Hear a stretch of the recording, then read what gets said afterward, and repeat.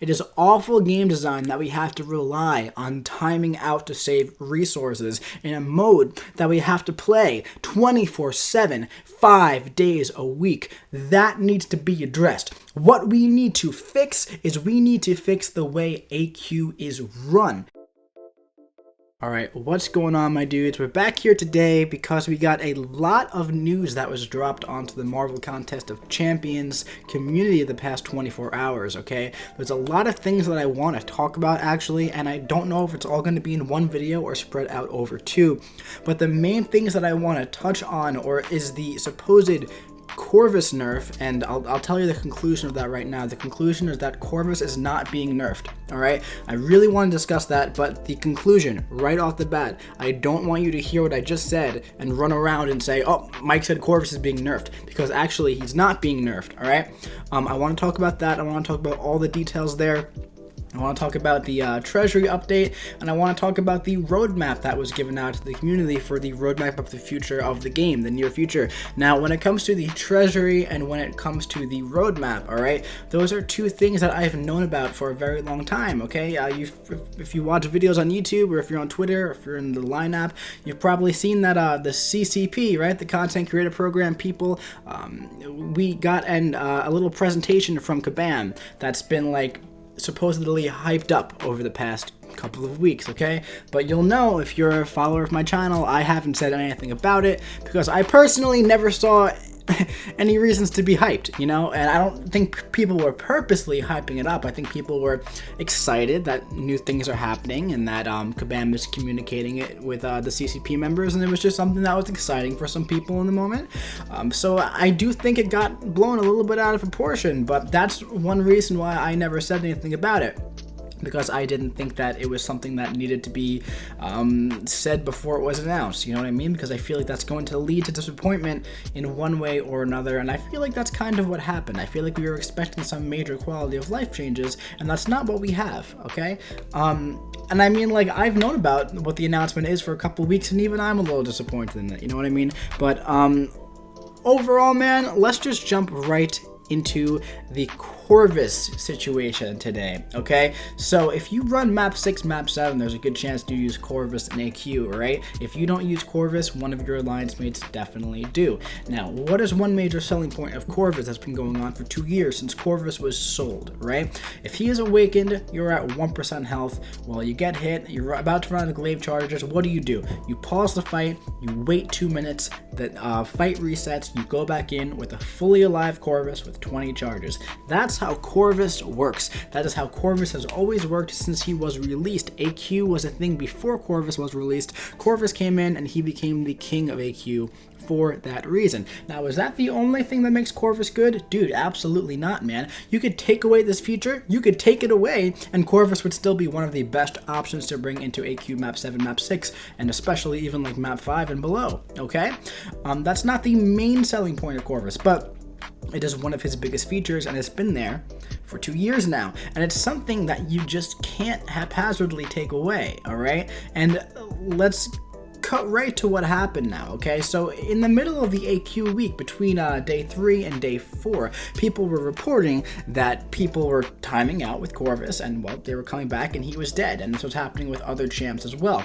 And let's go over what happened. If we jump over to this forum post over here, we will see, hello summoners, last night a change to the fight timeout penalty erroneously went live. Prior to this change, some champions were able to avoid being knocked out when timing out with very low health. This change to the timeout penalty was not intentional at this time, and we're working to revert it right now. It may not be possible for this to go into effect until this AQ is over. We apologize for the situation, and we are evaluating appropriate compensation. Alright, so people see that. Okay, they see that and go, alright, it's a bug. But then they read the next paragraph here. That being said, champions being able to survive a timeout at 1% health is a bug. This breaks a rule of the structure of the game and needs to be addressed someday. There's a key word there, and the key word is someday. Is it a bug in their eyes? Sure. Who gets to decide if something is a bug? Well, Kabam does. The developers do. So, is it a bug in their eyes? Yes. Is it being addressed right now? No. Can they say this will never, ever, under any circumstances, be addressed? No, they cannot say that, and I'll tell you why. Because this closes the door to ever touching a champion, and they can't close that door because we don't know what could happen in the future, right? We don't know, so we can't close that door. So someday, that could mean never. It is so possible this never gets addressed again. The amount of backlash, right? The amount of backlash from people thinking that this is how this is now is enough to show that this probably isn't going to be touched, right? Now, let's move on. Let's move on a little further in this forum post, okay? So, blah, blah, blah. To reiterate, we are not rolling with this change at this time. We don't have a timeline for when it will be addressed, okay?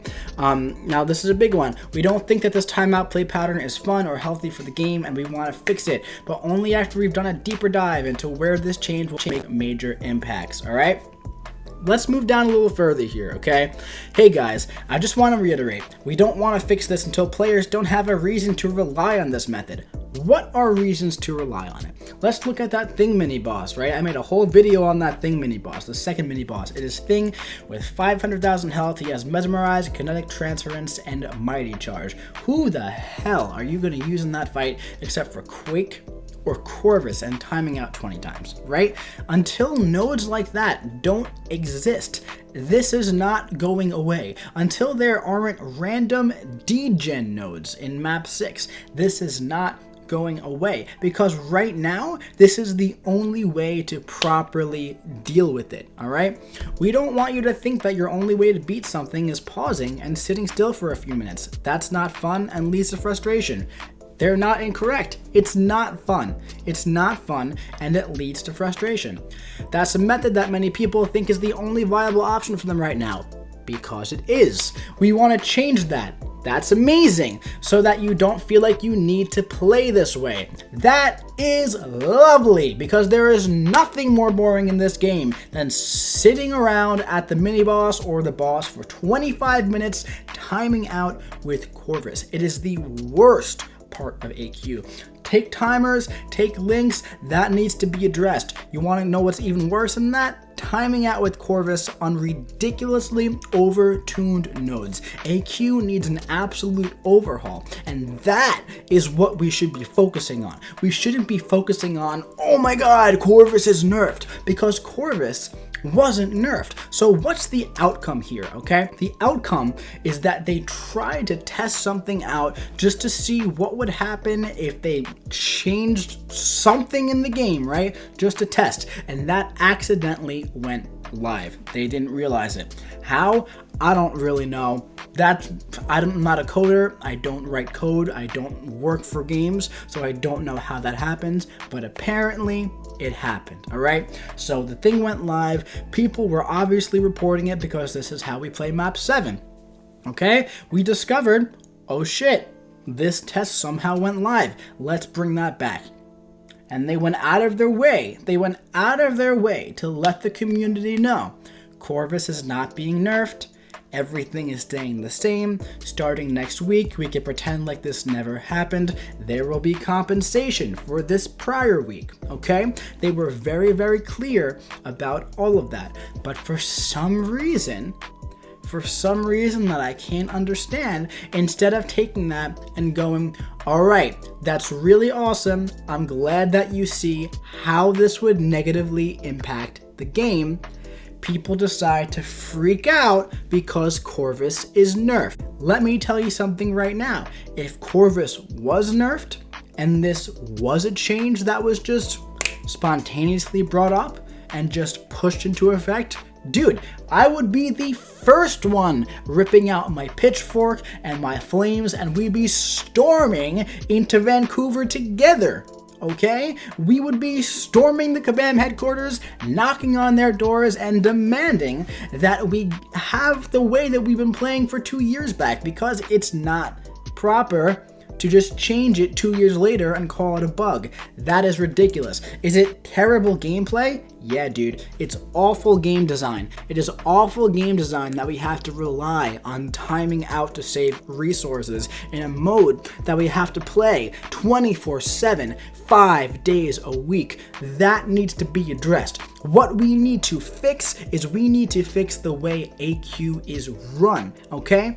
Now, you know what I mean? I feel like a lot of people were expecting some big quality of life changes in like these CCP presentation meetings. And, well, we don't have that yet. Are they coming? I hope so. Apparently they're coming, but as of right now, we don't have them. So final conclusion on this Corvus 8Q 1% bug situation, all right? Corvus is not nerfed. Nothing is being changed. Will something be changed in the future? Possibly. I think the best way to go about it is to just completely redesign AQ, make it manageable without timers, okay? Make it so that we don't have to rely on timers. I think it's crap that I can't bring in a champion with lower attack and face the risk of timing out. And when I do time out, I lose half my health. I think that's crap design.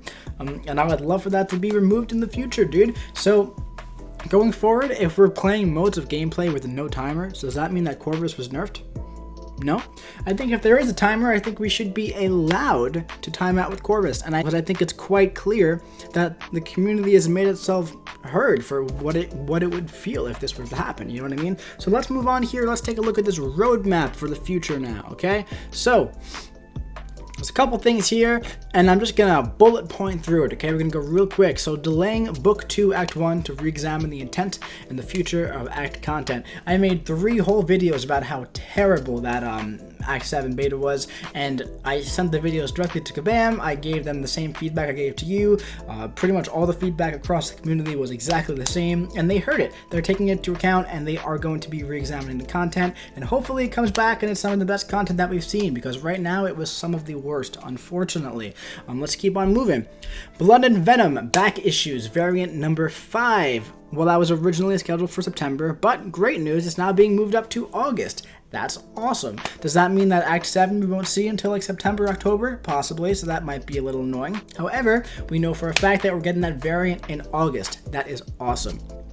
Improvements to Alliance Quest. In June, we'll be introducing a new Alliance ticket system. While we're here, let's talk about the donations. All right, so the way that the donations work, okay, basically, for a very long time now, a lot of higher level alliances, well, they've been having some treasury fraud. They've been paying external mercs for donations, and now you can still pay for external donations, but you got to do that through like the store in game. All right, so in the past, let's say it used to be like $7-8 a week through your merc. Okay, let's really here, let's all be just flat on the table. That's what people did. All right, $7-8 through your merc for a week of Alliance Quest. Well, now it's going to be either $10 for 1 week or $30 for 4 weeks. So in the end, it comes out to about the same price if you still want to go down that same road, except now the money that you pay for AQ is going to go right back into the game. So you can decide for yourself how you feel about that. I'm pretty indifferent. Doesn't really matter to me because you can still go ahead and donate with your resources. And the good thing about that is that it's a lot cheaper, all right? Map 7 used to be like 500,000 gold, 67,000 battleships and 50,000 loyalty, and now it's about like 37,000 loyalty, 330,000 gold, and 45,000 battleships. I mean, I have the exact numbers right here. I don't know why I'm guessing. Yeah, 366,000 gold, 38,000 loyalty, and 48,000 battleships. So that's not terrible. It's not terrible at all. It's if you always donated with your resources, well, now it's going to be even cheaper for you. So that's a good thing for you, especially if you always donated very legitimately. All right. So the thing with Alliance Quest tickets, though, it's that now you're not going to be able to like have someone donate for you. You're not going to be able to cover for somebody else if they can't make donations.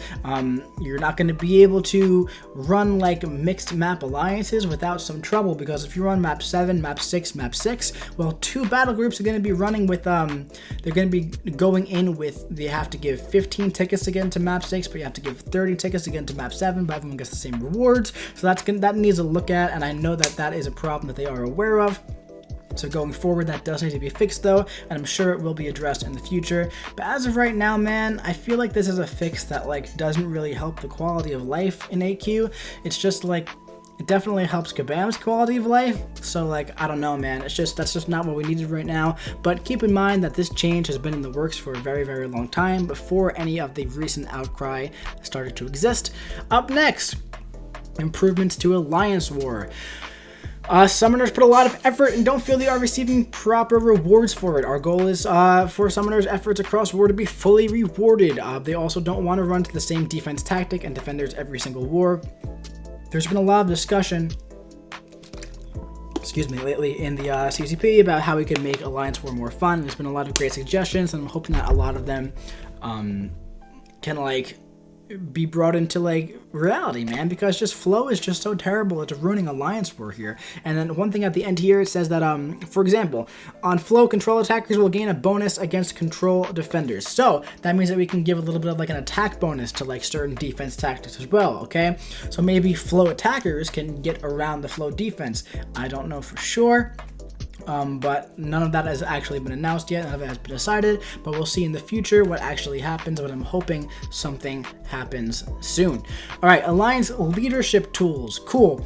In addition to changes to AQ8W, we've also been working on some tools to help Alliance leadership manage their alliances. That's really nice for progressing alliances, okay, because it's going to have battle group assignments and also top attackers and defenders. So now basically newer alliances, progressing alliances, okay, you don't have to rely on external chats to like send your defense, send your best AQ8W attackers in case some of those alliances don't use external communication devices. This could be really good for newer alliances. I don't see this really impacting many map 7 master AW or high tier AQ alliances because, you know, it's a lot easier to like look at a spreadsheet of screenshots that you send on the line app than it is to go in game into each profile. But the idea is there, and it's definitely cool to put your top champs on your profile.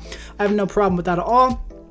And finally, updating rewards to Abyss. Dude, that's awesome. This is something I talked about in my big State of the Game address video, where I personally got 3 skill T5CC from Abyss and Map 7, or Abyss and Act 6, sorry.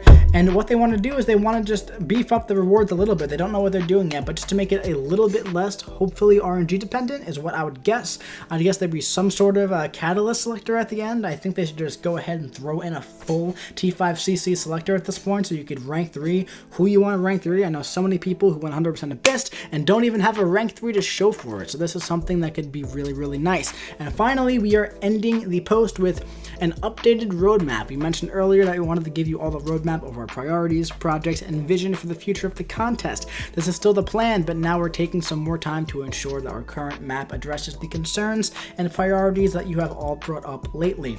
As a diverse group of summoners, you all have a variety of different priorities and concerns, many of which will contradict those of another summoner. Making positive changes for the future of the game that is good for all players will take time. These are what we were able to do in the short term. We plan on having more updates for you all in the near future. We'll have more information on an updated roadmap and more changes we plan to make in the medium and long term for you in early June. That's coming soon, man. Early June is like within 2 or 3 weeks. Thank you all for your continued support and for always striving to make the contest the best that it can be. All right, man. So like, you know, the thing is, it's like, it's a lot of stuff that we already knew, but it's better than nothing. I'm gonna really reserve my judgments for when we see that updated roadmap in early June, because they do know what needs to be worked on, but that last bit really does bring into perspective, because if you're a map 7 player, you're probably not thinking about the map 4 players. If you're a map 5 player, you're probably not thinking about the map 7 players. If you're in Masters Alliance War and you're getting absolutely screwed over by Flow, you're probably not thinking about Alliance War in a tier 10, right, where it's not that big of an issue, and vice versa. You know, the game developers, they have to appease both levels of player, both beginner, intermediate, and endgame players. They have to find a way to make it work for all players, and I think they can do that. I've suggested just doing it by a tier and by map basis. I think that's the best way to go about it. Is that a lot more work? Yes, it is, but you got to remember that every single change, it does affect every every level of the player group, all right? And that's something that's very hard to understand. It's very hard to look at the full picture there. But from a development point of view, you do have to try and understand why these things take time. And I do understand that, and that's why like I said, I'm gonna reserve my judgment for when we see the updated roadmap. As for now, my biggest takeaways are Variant 5, that's cool. Updated Abyss, that's awesome. Treasury, sure dude, why not? I don't really care. And the rest of it, yeah, like, sure, dude, I don't really care. It doesn't affect me. Corvus is not getting nerfed. That's the biggest thing. In the future of AQ, maybe timers will be removed, but that's also going to be an issue. We'll have to see what happens, man. If they actually do end up changing Corvus, I'm telling you right now, man, I'll change my tune. I'll be with you, and I'll be very upset because he's been this way for 2 years. Do I think it's kind of a bullshit way to play? I actually do. However, it's been this way for 2 years. 2 years. That is over 700 days. All right? You don't just change something like that. If it's a bug that's been around for that long, you knew it's been there for that long. Too bad, man. You let it happen. That's what the game is, right? I don't know. But that's my opinion, man. That's how I feel about these recent announcements. I just wanted to get this out there. If you enjoyed this video, my dudes, please do me a favor, leave a like. Comment what you think about all these announcements. Comment how you feel about the AQ timeout thing. Comment how you feel about the Treasury. Comment how this is going to affect you, and subscribe if you want to see some more content coming to you very soon. Let me see.